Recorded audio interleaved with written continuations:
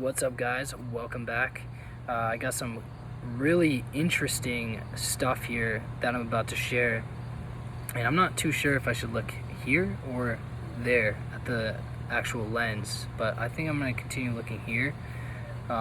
Anyways, so this is some crazy shit. I feel like we are going through, like, history is literally repeating itself right now.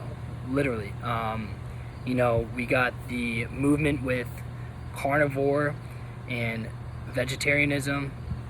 We got legendary people like Dr. Baker, just a lot of people leading the pack here with this carnivore diet.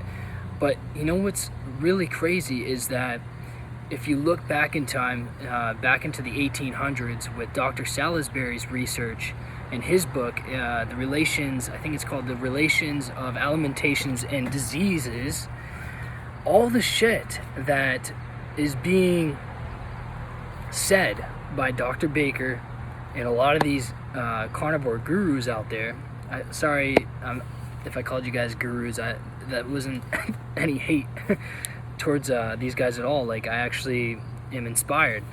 But a lot of this stuff has been said already in Dr. Salisbury's book, guys. If you just go ahead and read some of this research that he did on a microscopical level, like, it's insane. You guys need to look. Like, if you guys are into the carnivore diet right now, or in health in general, and just really want to look into what vegetables and carbohydrates and things like that have done to the human body, and you want to actually see scientific research and anecdotal information, you got to check out the book, guys, by Dr. Salisbury. And to go from there, I've been kind of dabbling in the book. I want to get the book because I've been reading it on this Google website, but I want the book physically. But however, which is very strange to me, for some reason this book is really hard to get. Like, it's out of stock everywhere. So I'm gonna really try to get my hands on it and read it. But now I'm starting to kind of dabble in this book. It's called What Must I Do to Get Well and How Can I Keep So? This is by Elma Stuart, and she basically was inspired by Dr. Salisbury. And what's interesting is there's a little section on vegetarianism, and there is a little section on vegetarianism in Dr. Salisbury's book from the early 1800s, but this is around 1895 that I'm going to be talking about. So this shit was earlier on, guys. We're in 2021. This has been going on for a long time. This ain't our first rodeo, and it doesn't look good. So as many of you guys know, we are pushing quite a bit this plant-based diet, but we have to be very, very careful. And I might butcher some of the wording in here. Excuse me on that. I'm not that great of a reader, to be honest with you, but I'm going to try to skim through it and not take so long. But you guys need to read it for yourselves. And this is page 156 on health. It's on 156 on vegetarianism. This is the book What Must I Do to Get Well and How Can I Keep So by Elma Stuart. And here we go. So I'm just going to go through this. This is mind-blowing. And some of this stuff, guys, is definitely going to resonate with you if you were ex-vegan, ex-vegetarian. It resonates with me a lot, honestly. Especially the part about asthma, especially if you guys have asthma out there. I keep going on and on, but I'm just so intrigued.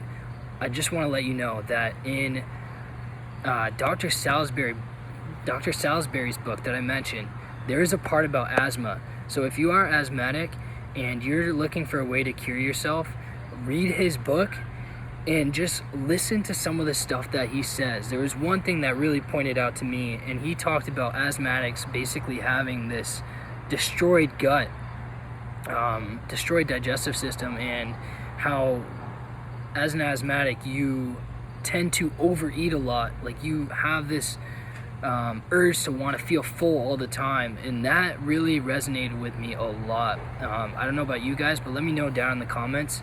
Anyways, let's get on with it. This is the part on vegetarianism from Elma Stewart's book. Okay, so She goes on to say, "Now, just here with all the earnestness, I solemnly warn you against allowing yourself to be ensnared by this calamitous blunder, that gigantic stupidity, vegetarianism. Of all the I'm butchering it already. Of all the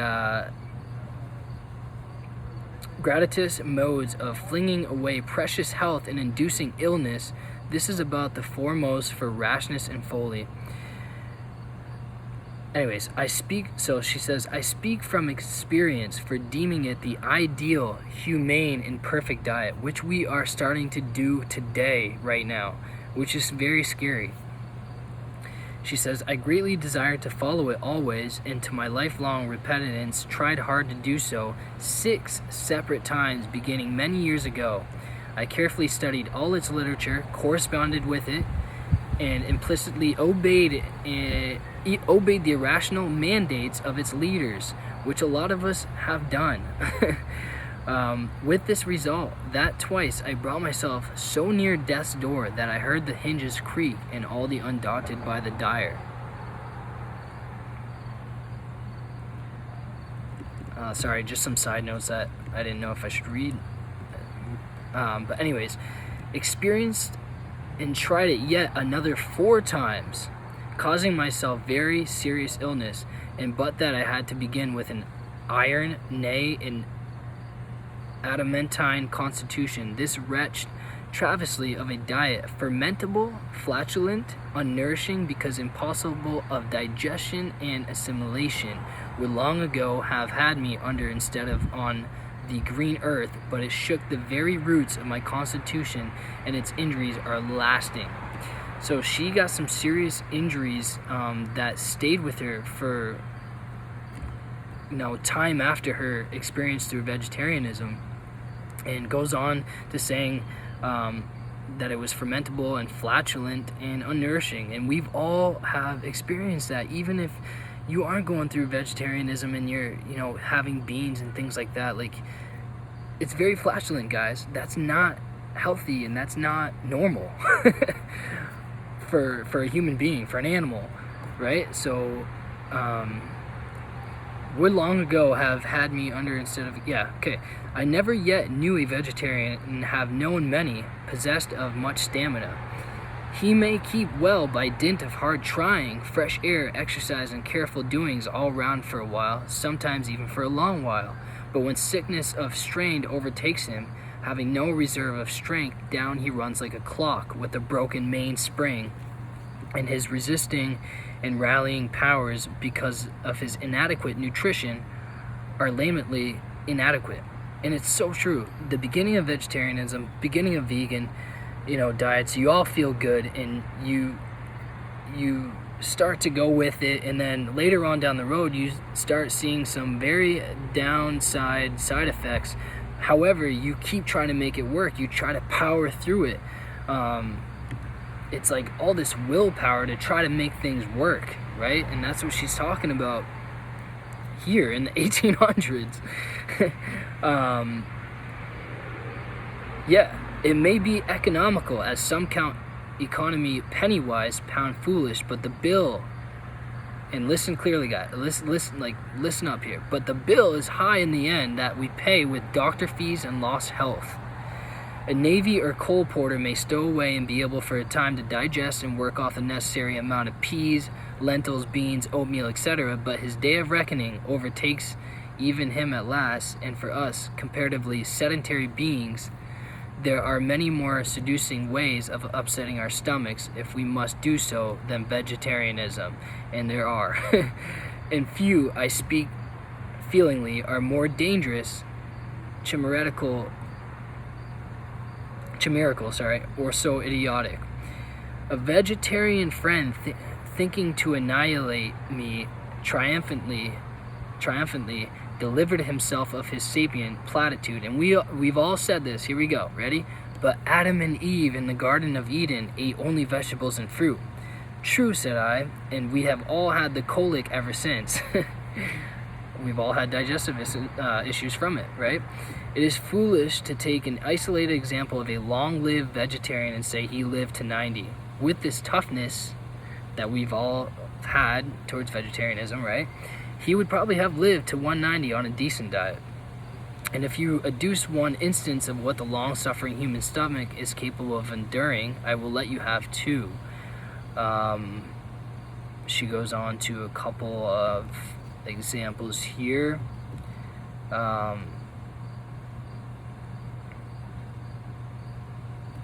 Yeah, let me just skip along here and talk about this letter that she received from a friend, okay? This is gonna resonate with a lot of you guys out there, I promise you. Even myself, and I hope, like, I'm not here to scare anybody, but really look into something before you try it. But this friend here, ready? A confiding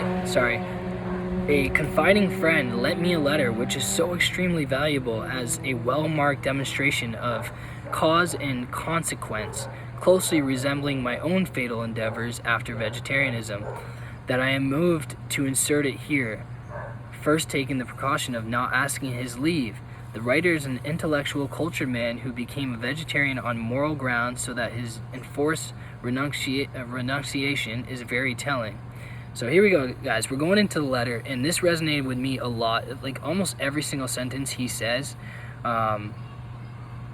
it hit home. It's everything that I went through. So, and probably you as well. Here we go. So, for 4 months, I have given up vegetarianism, compelled and very unwillingly, but to my great benefit, vegetarianism has done me immense injury. Here are the facts. Before I began to live as a vegetarian, I had a good stomach, much muscular strength, as have I. Before I get into this, I want to just say, guys, when I started off this vegetarian diet, I was 195 pounds, 6% body fat, personal trainer. A lot of what he's about to say, I went through. And as soon as I stepped back on the in-body scale from months of being a vegetarian, I went down to 175 pounds, over 10% body fat. So you just think about that and wonder, I was already 6% body fat. Where did all the weight come? What weight came off? Obviously muscle. And I did see that on the in-body sheet. So anyways, we'll go on. Before I began to live as a vegetarian, I had a good stomach, much muscular strength, could walk 5 hours without stopping before noon, and after taking a meal and resting an hour, other 5 hours without being exhausted. I could brave the worst weather, cold and heat, snow and rain. Then I began to be a vegetarian for ethical reasons, and from year to year my health changed for the worse. I would not see it, for I was of opinion that man could live upon fruits, cereals, and milk, and should do it, right? We all become dogmatic in this diet. First my stomach became weak, then my skin dry and lifeless, and I grew nervously irritable. My muscles became thinner and weaker from year to year, my color yellow, my sensitiveness at last so great that I had a cold the whole year and could not work at my desk near the window without wearing a cowl over my body and head, because the wind through the closed window caused me rheumatism. So, think about it, guys. COVID-19 is happening right now. We're in a pandemic, and we're really pushing the vegan, plant-based, vegetarian bullshit. And what that's going to do is make you weak, and it's going to make you more susceptible of the slightest exposure of any sort of cold, flu, or virus. So I just want you guys to be aware of what's going on. And I say that because Dr. Salisbury actually talks about this in his book that I mentioned before, if you go ahead and read it. Okay, so going back here, a walk of 2 hours so exhausted me that I had to rest an hour before being able to dine, and from day to day my stomach could take less food. Some months ago I fairly broke down, and I saw clearly that there was nothing for it but to consent to eat meat. When you knew me, I was already pretty weak, but the last 3 years have made a shadow of me, and everybody said, that man will not live a year longer. Physicians said, a pretty hopeless case. Now that I have taken meat for 3 months, I have gained nearly 5 pounds of sound muscle, can write at my desk without cowl. Asthma has, in spite of the severe dry cold we have had, disappeared. Bronchitis is much better. 2 hours walking is a pleasure to me. Muscular nervous energy greater than any time within these last 4 years before eating meat again. And I hope to recover within the next year to such a degree so that I may not be below the standard of 9 years ago. Quote, beans are the devil himself, dried peas his nieces, and lentils his little grandsons. So much for my experience. Vegetarianism in general is a failure. And I can go on and on about what she says in this little section. She basically goes on about the facts of like digestion and stuff like that. I'm gonna just skim along and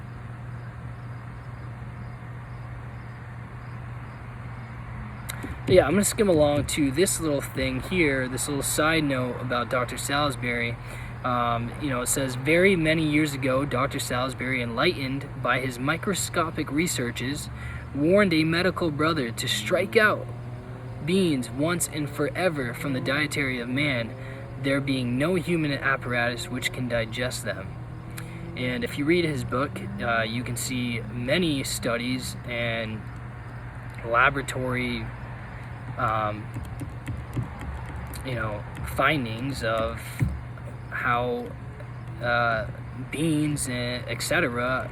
were very bad when it came to the human digestion, in the human body. Like, you gotta read the book, guys.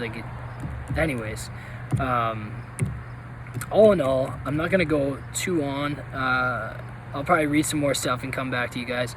But the main key here, guys, is being very careful with this plant-based diet. This has been going on for years, and what's going to end up happening is we're going to become weak, and especially in times of viruses and pandemics, we are going to be very susceptible to the slightest exposure to these viruses, colds, and flus. Meat heals. It has always healed. I don't even know what to say. That's basically what Dr. Salisbury was known for, was healing our military back in the 1800s. But yeah, guys, look in the research. Some of these new guys here that are pushing the carnivore diet are awesome, are great. I follow them and I love it, and it gets me motivated and excited.